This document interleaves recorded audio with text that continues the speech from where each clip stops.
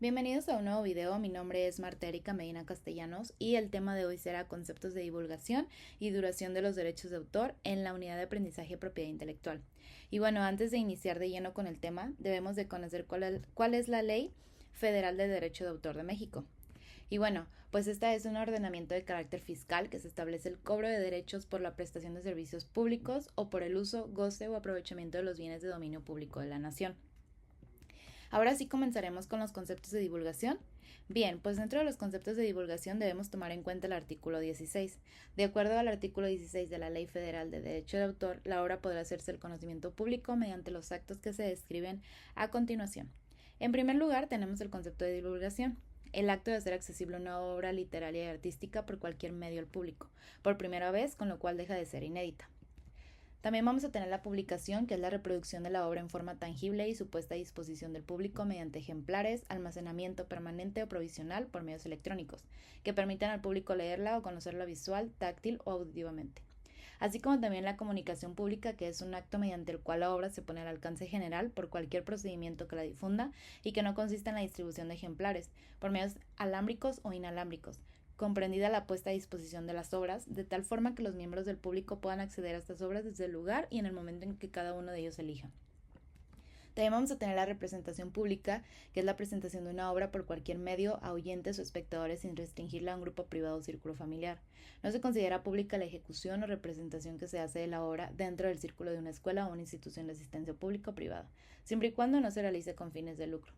También vamos a tener la distribución al público, que está puesta a disposición del público del original o copia de la obra mediante venta, arrendamiento y en general de cualquier otra forma.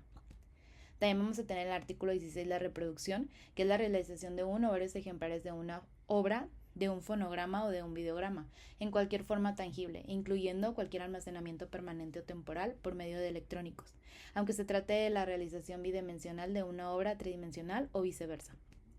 Y bueno, ¿cómo plasmarlos en un medio físico? Bueno, según el artículo 17 de la Ley Federal de Derecho de Autor de México, todas las obras protegidas por esta ley deben de tener la expresión derechos reservados o su abreviatura DR, seguida de un símbolo C, el número internacional normalizado que le corresponda y el nombre completo y dirección del titular del derecho de autor y el año de la primera publicación. Así como también menciona que estas menciones deberán aparecer en sitio visible, la omisión de estos requisitos no implica la pérdida de los derechos de autor, pero sujeta al licenciatario o editor responsable de las sanciones establecidas en la ley. ¿Cuál es la duración de los derechos de autor? Bueno, el artículo 29 nos menciona los derechos patrimoniales estarán vigentes durante la vida del autor y a partir de su muerte 100 años más. Cuando la obra le pertenezca a varios coautores, los 100 años se contarán a partir de la muerte del último, que serían 100 años después de divulgadas. De acuerdo al artículo 29, si el titular del derecho patrimonial distinto del autor muere sin herederos, la facultad de explotar o autorizar la explotación de la obra corresponderá al autor, y a falta de este, pues corresponderá al Estado por conducto del instituto, quien respetará los derechos adquiridos por terceros con anterioridad. Pasados los términos previstos en las fracciones de este artículo, la obra pasará al dominio público. Y bueno, ¿cuál es la posibilidad de heredar los derechos de autor? Según el artículo 30 de la Ley Federal de Derecho de Autor de México, el titular de los derechos patrimoniales puede libremente, conforme a lo establecido por esta ley, transferir sus derechos patrimoniales u otorgar licencias de uso exclusivas o no exclusivas. De acuerdo también al artículo 30, toda transmisión de derechos patrimoniales de autor será onerosa y temporal, en ausencia de acuerdo sobre el monto de la remuneración o los procedimientos para fijarla, así como los términos para su pago, la determinarán los tribunales competentes. Los actos, convenios y contratos por los cuales se transmitan derechos patrimoniales y las licencias de uso deberán y las celebrarse invariablemente por escrito, de lo contrario serán nulos de pleno derecho. Según el artículo 39 de la Ley Federal de Derecho de Autor de México, toda transmisión de derechos patrimoniales deberá prever en favor del autor o del titular del derecho patrimonial, en su caso una participación proporcional en los ingresos de la explotación de que se trate, o una remuneración física y determinada. Este derecho no es irrenunciable.